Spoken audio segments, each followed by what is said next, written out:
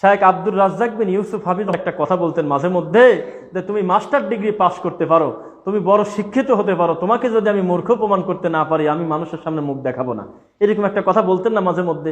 এইটা 2020 সালে আজ কয়েকদিন আগে এক প্রতারকের মুখে দুইটা কথা শুনে আমরা বুঝে ফেললাম। ঢাকা বিশ্ববিদ্যালয়, যেখানে চান্স পেতে মানুষের চোখ দিয়ে রক্ত বের হয়ে যায় না, আপনি বলেন তো সত্য কথা, রাত দিন কি পরিমাণ পরিশ্রম করে ওই বিশ্ববিদ্যালয়ে চান্স পেতে হয়।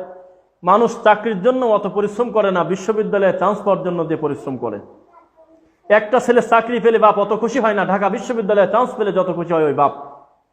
একটা ছেলে 50,000 টাকা দামের চাকরি পেলে খুব বেশি অত তৃপ্তি পায় না, যত তৃপ্তি পায় একটা পূর্ণাঙ্গ বিশ্ববিদ্যালয়, ঢাকা বিশ্ববিদ্যালয়ের মতো একটা বিশ্ববিদ্যালয়ে যখন ওই ছেলেটার চান্স হয়। কি বলেন, এটা একটা স্বপ্ন না একটা ছাত্রের জন্য? অথচ ওই ছাত্রকে তিনি পড়াচ্ছেন ক্রিমিনোলজি, একটা গুরুত্বপূর্ণ একটা বিভাগ, বিশ্ববিদ্যালয়ের একটা বিভাগ মানে কিন্তু বড় ব্যাপার, বিশাল ব্যাপার। আপনার এই গ্রামের মেম্বার চেয়ারম্যান মনে করেন না, কথা বুঝতে পারলেন কি? একটা বিভাগীয় অবস্থার তিনি চেয়ারম্যান, স্বাভাবিক কথা না। একটা বিভাগের তিনি চেয়ারম্যান, তিনি ডক্টর। আপনার গ্রামে আছে দু একটা ডক্টর? নাই, হ্যাঁ শোনাই না, ইউনিয়নে নেই, ইউনিয়নেও নাই, আর উনি হলো একটা ডক্টর। অথচ সেই ডক্টর বলতেছে আসসালামু আলাইকুম ওয়া রাহমাতুল্লাহি ওয়া বারাকাতু, এটা হলো জঙ্গিবাদী শব্দ। এটা হলো জামাত আর বিএনপিরা বলে বানাইছে। শব্দটা হবে হলো আসসালামু আলাইকুম, আসসালামু আলাইকুম, এটা হলো, এটা নাকি নিয়ম, এটা হলো বাঙালিপনা। এটাকে নাকি আমরা পরবর্তীতে, বা আমাদের ওই জামাত শিবির যারা নাম নিয়েছে ওটা বড় কথা না, মানে নাম নিয়ে বলতেছে, এরা পরবর্তীতে এটাকে আসসালামু আলাইকুম এই ঢক করে নিয়ে আসছে, এটা বলে আমরা পরবর্তীতে আনছি। শুদ্ধ করে সালাম দেওয়া একজন মুসলমানের রক্তে মিশে নাই? একজন মুসলমান হিসেবে একটা বাচ্চা ছেলে থেকে কবর পর্যন্ত যাওয়ার জন্য একটা মুসলমান আর একটা মুসলমানের জন্য আল্লাহর কাছে ক্ষমা প্রার্থনার সবচেয়ে ছোট দোয়া হলো আসসালামু আলাইকুম ওয়া রাহমাতুল্লাহি ওয়া বারাকাতু। ছোট কথায় আলা মান আরাফতা ওয়াল্লাম তারিফ, আপনি চেনেন বা না চেনেন একজন মুসলিম ভাইকে তখন আপনি সালাম দিয়ে দেন, আল্লাহর দয়া প্রাপ্ত হন আপনি তখন, এবং রহমতের ফেরেশতারা আপনার মঙ্গলের জন্য আল্লাহর কাছে কামনা করতে থাকে। এটা কপাল না? আপনার উপরে শান্তি বর্ষিত হোক, কার পক্ষ থেকে? আল্লাহর পক্ষ থেকে। রহমত বর্ষিত হোক, কার পক্ষ থেকে? ওয়া বারাকাতু, বরকত বর্ষিত হোক, কার পক্ষ থেকে? এতগুলো দামি শব্দ আপনি একজন মুসলমান আর এক মুসলমানের জন্য চাচ্ছেন।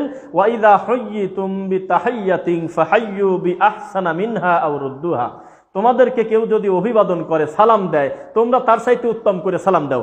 আমি আপনাকে বললাম আসসালামু আলাইকুম, আপনি কি বলবেন বলেন তো? ধরে নিলাম যে আপনি বললেন ওয়ালাইকুম আসসালাম ওয়া রাহমাতুল্লাহ, শেষ। আমি বলতেছি আসসালামু আলাইকুম ওয়া রাহমাতুল্লাহি ওয়া বারাকাতুহু, তখন আপনি বলবেন কি? আসসালামু আলাইকুম ওয়া রাহমাতুল্লাহি ওয়া বারাকাতুহু, বা রাহমাতুল্লাহ পর্যন্ত বললাম, আপনি আমার চাইতে বেশি বলবেন। আবার মাগফিরাতু, জান্নাতুল ফেরদাউস, এগুলো বলার দরকার নেই, এই শব্দগুলো কিন্তু নাই হাদিসে। আপনি অতিরিক্ত বেশি অজান্নাতু, মাগফিরাতু, বিভিন্ন কিছু দেখি যে সিরিয়ালে ভালোবাসার ঠেলায় বলেই যাচ্ছে, হাদিসে এই শব্দগুলো নাই। উত্তম অভিবাদন হলো আসসালামু আলাইকুম ওয়া রাহমাতুল্লাহি ওয়া বারাকাতু, উত্তরটা তোমরা সেম দাও অথবা তার চাইতে উত্তম করে দাও। তার মানে উনি যদি শুধু সালাম দেয় তোমরা রহমাতুল্লাহ দাও, যদি রহমাতুল্লাহ পর্যন্ত ঠেকে যায় তুমি বলে দাও বারাকাতু, যদি মোট বলে তুমি তার মতো মানে অনুরূপ সমান সমান বলে দাও। এটা কার কথা? কোরআন মাজিদের কথা, আল্লাহর কথা। তাহলে এই আল্লাহ যে কথাটা বলছে, এটা কি ওই বিশ্ববিদ্যালয়ের প্রতারক জন্ম নেওয়ার পরে না 1450 বছর আগে? 1450 বছর আগে ঘোষণা দেন নাই যে একজন মুসলমান অপর মুসলমানকে চেনো আর না চেনো তুমি সালাম দাও আর অভুক্ত ব্যক্তিকে খাদ্য দাও? এই কথা আল্লাহর কথা না? আর এই প্রতারক বলতেছে যে সালাম দেওয়া হলো, এটা আমরা ছোটবেলায় কত সুন্দর করে আমরা সালাম দিতাম, সালাম আলাইকুম, সেইটা এরা নিয়ে আসছে হলো আসসালামু আলাইকুমে। এর কপাল কত বড় খারাপ, নোংরা। এ যদি শিক্ষিত হয় তাহলে মূর্খকে এখন তা হারে হারে বুঝতেছি আমরা। আব্দুর রাজ্জাক বিন ইউসুফের এই কথাটা আমরা এখন হারে হারে বুঝতেছি। বলছে যে ও লোক যদি শিক্ষিত লোক হয় তাহলে মূর্খকে। তো এদেরকে মূর্খ বলার কারণে এদের তো মাথা ঠিক নেই, এরা মনে করতেছে আমরা সুশীল, আমরা হলো সবচাইতে উন্নত, আমরা অমুক এই সেই মাথা খারাপ হয়ে বিশ্ববিদ্যালয় যেখানে যার হাতে হাজারো ছেলে ডক্টর ডিগ্রি লাভ করবে, সর্বোচ্চ পর্যায়ের বিদ্যা অর্জন করবে সেখান থেকে, আর সেইখানে বসে আছে এইরকম একটা জাহেল মূর্খ। অথচ এই জাতির কপালে আর কি আশা করেন আপনি? এটা লজ্জার কিনা আপনি বলেন তো দেখি? এই জাতির জন্য লজ্জা না? তার মানে কি? ওই যে উদাহরণ ওইটাই দিলাম, মানে ছাগলের বাচ্চার চাইতে ওইটা আবার বিড়ালের বাচ্চা হয়ে বসে আছে, ও নিজের পরিচয় ভুলে গেছে।